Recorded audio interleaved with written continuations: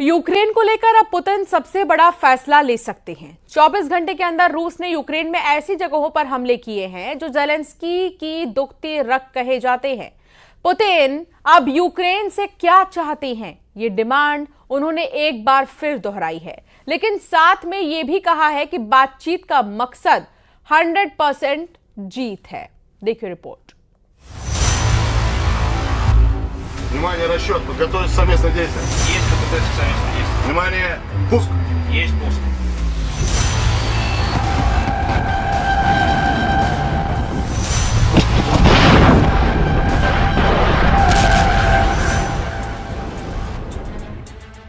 Ukraine में ये आग बता रही है कि पुतिन अब क्या करने वाले हैं। खार्किव को जलाकर रूस का अगला टारगेट कौन बनने जा रहा है, ये तस्वीरें बता रही हैं। कैपिटल कीव के बाद जेलेंस्की के सबसे अहम शहर खार्किव का ये हाल किया है रशियन मिसाइल और ड्रोन ने। परमाणु बेस पर हमले के बाद यूक्रेन पर रहम के लिए अब पुतिन के दिल में कोई जगह नहीं है। खार्किव पर 9 ड्रोन और 2 मिसाइल दागी गईं और देखिए क्या हाल हुआ। हर तरफ आग और आग बुझाने की कोशिश लगातार जारी है, लेकिन ये आग इसलिए नहीं बुझ रही क्योंकि 3.25 साल के युद्ध में शोलों की तादाद बढ़ती जा रही है।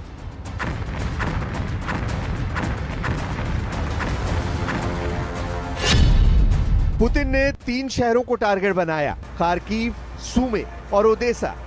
एक ही रात में करीब 100 ड्रोन से अटैक किया गया। यूक्रेन का दावा है कि 36 ड्रोन गिरा दिए गए, 25 जाम कर दिए गए, लेकिन बाकी अपने टारगेट पर जाकर फटे। यहां पड़ा है वही शाहिद ड्रोन जो रूस ने ईरान से मंगाया है। इसके एयरफ्रेम के कई हिस्से बरामद हुए हैं। इसके मोपेड वाले इंजन के टुकड़े भी देखे जा सकते हैं। इस ड्रोन की लाश सबूत है कि रूस इस युद्ध में अकेला नहीं है और यही ताकत है जिसके बल पर पुतिन के कमांडर अब युद्ध 3 गुना तेज करने वाले हैं।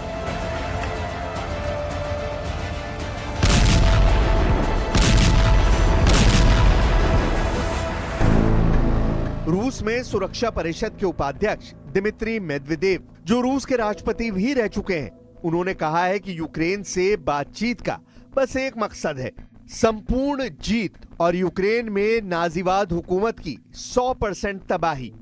पुतिन के इन इरादों को टक्कर देने के लिए यूरोप में नई कोशिश शुरू हो गई है। फ्रांस के राष्ट्रपति इमैनुअल मैक्रोन ने इटली का दौरा किया है। यहां प्रधानमंत्री जॉर्जिया मेलोनी से उनकी मुलाकात हुई और दोनों के बीच यूक्रेन को लेकर काफी देर तक बात हुई। यानी पुतिन के खिलाफ यूरोप में लगातार सीक्रेट मीटिंग हो रही है और बहुत ही गोपनीय प्लान तैयार हो रहे हैं। जबकि दूसरा सच यह है कि पुतिन ने परमाणु बेस पर हुए हमलों के बाद अपने एटम बम वाली फोर्स को एक्टिव कर दिया है। रूस के मिसाइल बेड़े में ऐसे ऐसे खतरनाक हथियार हैं जो पेरिस से लेकर रोम और लंदन से लेकर वॉशिंगटन डीसी तक सब कुछ पिघला सकते हैं।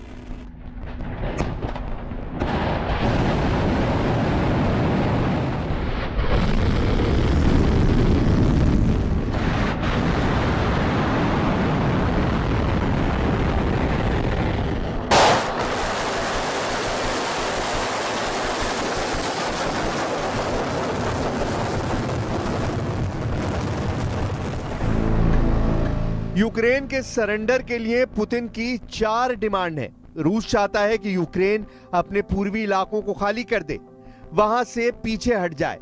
दूसरी मांग कि यूक्रेन निष्पक्ष हो जाए, यूक्रेन की सेना की तादाद सीमित रहे। और चौथी डिमांड कि यूक्रेन में चुनाव हो, नई सरकार बने। जाहिर है पुतिन यूक्रेन को मार भी रहे हैं, सहला भी रहे हैं और उसकी आंखों में आग डालकर यह भी कह रहे हैं कि पूरी तरह तबाह होने से अच्छा है रूस की बात मान ली जाए, नहीं तो जो ट्रेलर मई में दिखाया और जून की शुरुआत में दिखाया जा रहा है वही पिक्चर पूरे 2025 में बना दी जाएगी। इसलिए नए हमलों को यूक्रेन में खूनी मंगलवार कहा जा रहा है। Міністр оборони дзвонив російському пану Медінському. Так, вони сказали, буде, але ми так і не дочекались. Ніхто не дочекався. Ми запитали Сполучені Штати Америки, вони також чекають, всі чекають.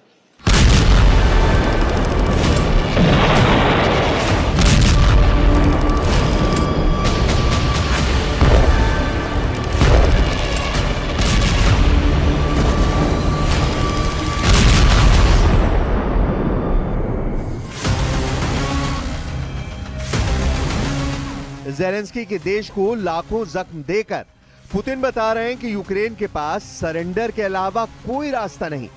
पुतिन के सामने चाहे ट्रंप हो या फिर उनका मिलिट्री ग्रुप नेटो, रूस किसी भी कीमत पर यूक्रेन को बख्शने वाला नहीं है।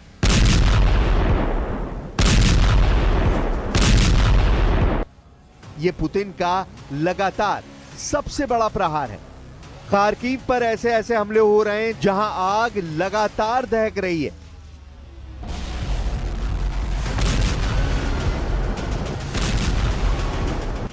ये पुतिन का गुस्सा है जो आउट ऑफ कंट्रोल हो चुका है।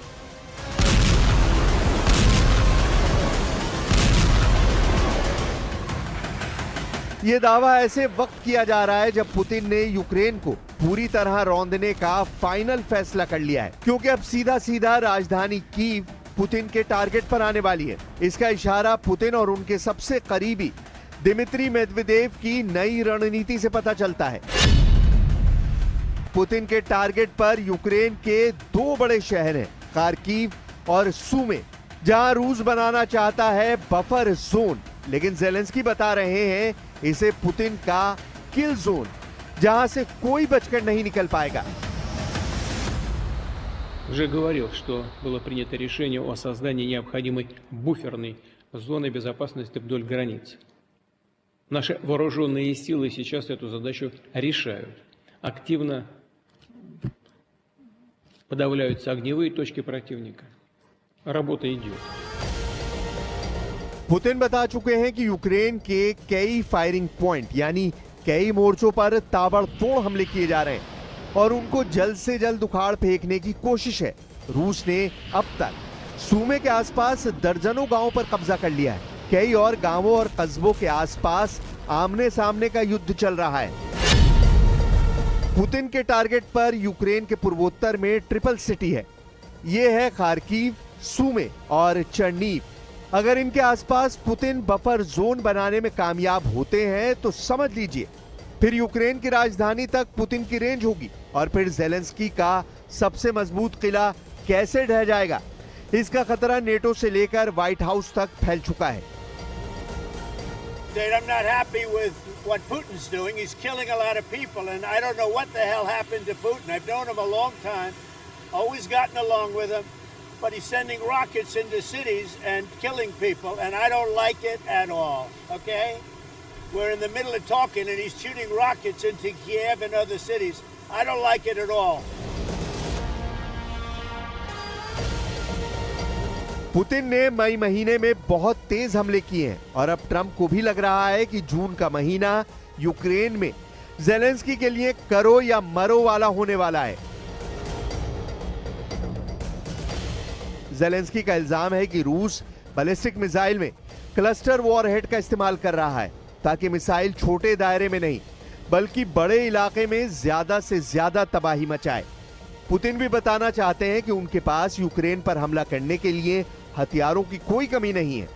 रूस का अटैक जारी रहेगा और यूक्रेन जलता रहेगा।